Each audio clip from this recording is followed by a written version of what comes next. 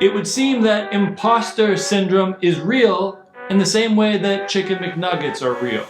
The name doesn't really match the ingredients, and the ingredients aren't all that nutritious. I'm going to summarize what I learned about the origin of imposter syndrome along with a critique of imposter syndrome from this new New Yorker article. These are the people who coined the term imposter phenomenon in this 1978 paper. Clance and Eames described the pattern that imposter feelings produce as the following. Fear of impending failure, which prompts anxiety and shame, which acts as fuel for frenzied hard work, which provides a temporary relief of the fear of failure, with a strong emphasis on the temporary part as repeated successes tend to not break this cycle. So the fear returns in full, the pattern is reinforced, and around we go. This work did garner interest at the time, but it didn't really explode until the social media era when the interwebs rebranded it as imposter syndrome. Then in 2020, Ruchika Tulshyan and Jamison Burey collaborated on what would become this article. In it, they highlight that imposter syndrome positions